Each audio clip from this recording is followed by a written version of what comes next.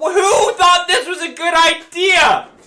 What's up, y'all? Attorney Tom here again with reacting to the best / worst subreddit on the entire internet, r/AttorneyTom. Let's see what ridiculous questions y'all have in store for me today. Catastrophic injury question, hypothetical. I'm curious. If I live in Utah but I'm traveling and in Texas and got into an accident causing a catastrophic injury, would I get a Texas lawyer to represent me or a lawyer from my home state? So the answer is it depends, but if I was a betting person, 9 times out of 10, you're going to eventually need a lawyer in the state in which the accident occurred. Now, that doesn't mean every single time, because it's going to depend on who the defendant is, where they're domiciled, where you can bring them into jurisdiction. But oftentimes, venue is appropriate where the incident took place. So, if the incident happened in Texas, you probably need to hire a Texas lawyer. But in realistic terms, I wouldn't complicate it too much. People call my office all the time with injuries that happen all across the country. And what happens is you hire a lawyer that you trust and they can find what's called local counsel to help on your case. Meaning, let's just say you called your local Utah lawyer who you know and you trust. They would pick up the phone and they would call a Texas lawyer and they would probably work on the case together. But ultimately, probably, without giving legal advice, you'd probably need a Texas lawyer at some point in that situation. Selling illegal items, hypothetical. Hypothetically, if an antique seller named Bob sold an item they had bought from another antique seller, but the police later determined that this item had been stolen, which Bob had not known, could Bob do jail time? Would Bob be considered just as responsible as the thief? Well, if Bob didn't know, that doesn't necessarily excuse him because maybe he should have known. Maybe Bob failed to properly check and ID that the item had free and clear title. Again, every law is going to have different states and it always depends. But in general, I would imagine that Bob would have less liability than the actual thief. This is disgusting. Can the parents sue? Captains receive a kiss from their special someone. Little did they know it was from their parents.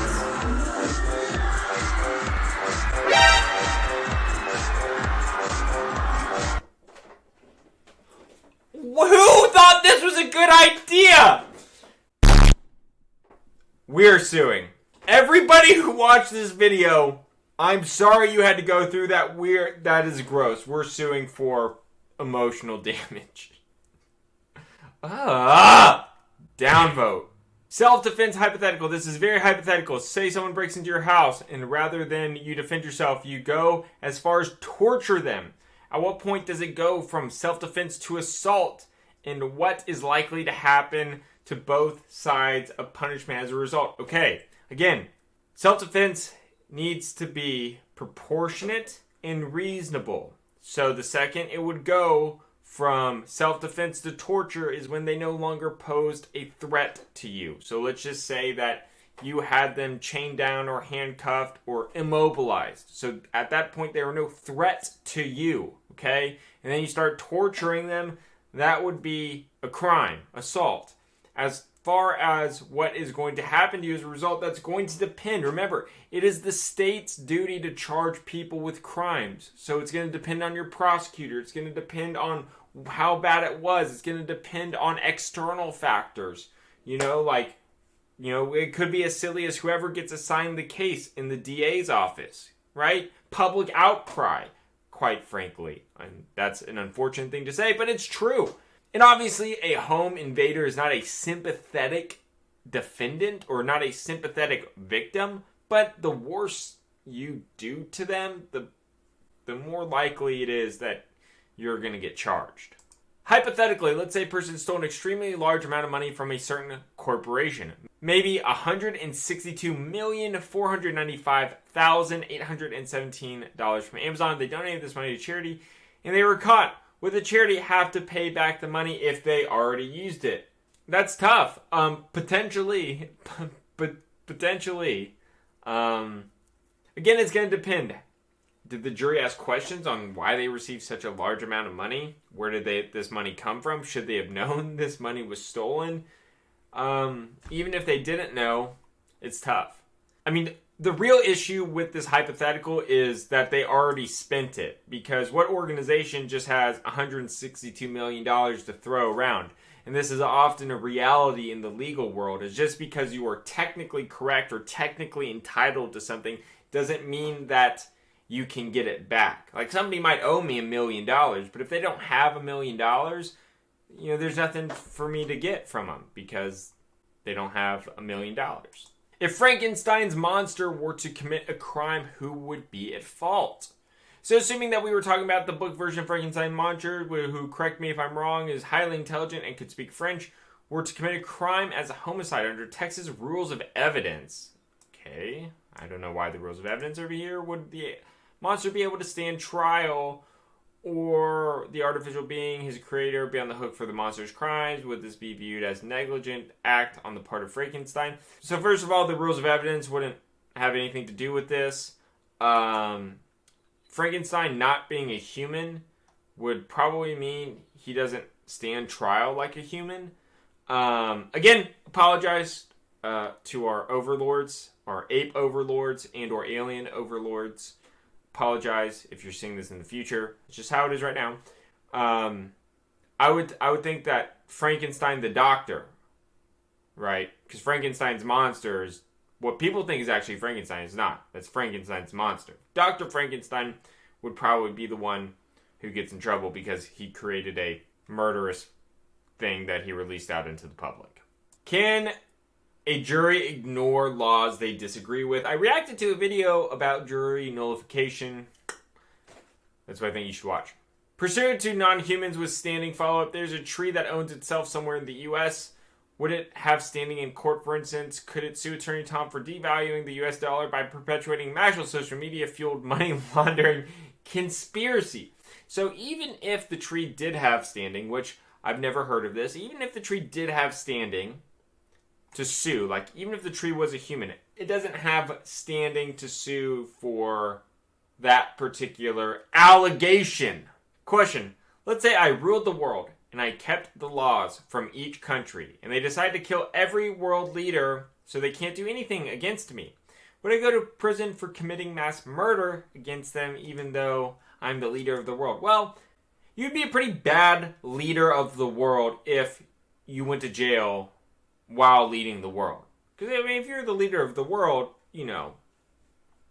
really the laws don't apply to you, or they shouldn't apply to you, unless you're a bad leader of the world. Betting on the streaker and then become the streaker in self-defense. If I bet there was going to be a streaker at the Super Bowl and then at the Super Bowl was assaulted and had to strip my clothes to escape and run on the field, could I collect my prize for betting? It's a very tall tale. I don't know why you'd have to strip your clothes on or strip your clothes off to run on the field in self-defense. I mean, I don't know what you want me to say. In theory, I don't know. It depends. It always depends. Y'all give hard hypotheticals. What are the limits of contracts? So let's say someone signs a contract without reading it and now are obligated to do a variety of things that they do not want to do, but otherwise would be legal. How far would they have to go to get for the courts to get the contract out? Likewise, would a contract make it so that things that they would typically be illegal become legal?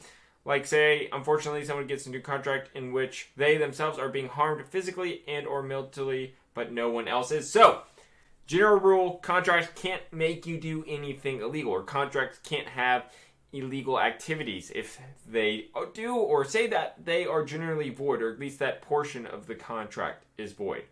Just because something is written into a contract doesn't mean it over-trumps or overtakes federal or state or local law. For instance, I could have a contract with a hitman saying, hey, you need to take out this target. That's still murder. Just because if the hitman got caught, he can't use a defense saying, oh, it was in my contract, I had to do it. That's still murder.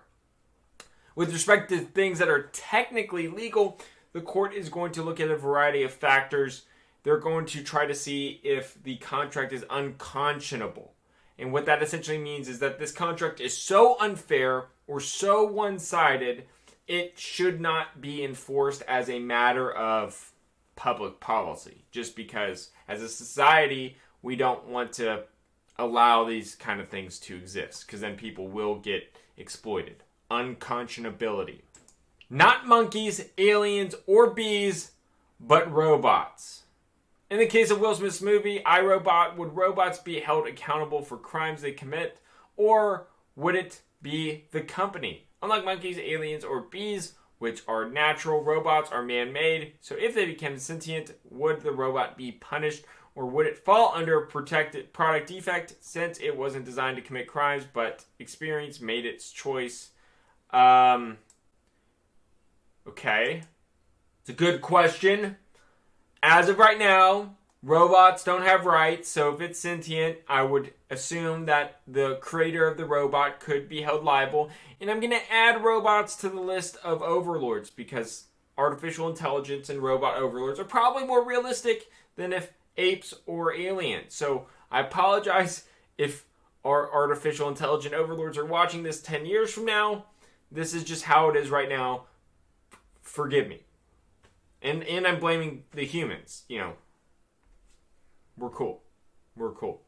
Forgive me. A lot of overlords. You got to cover all your bases. You never know what's going to happen.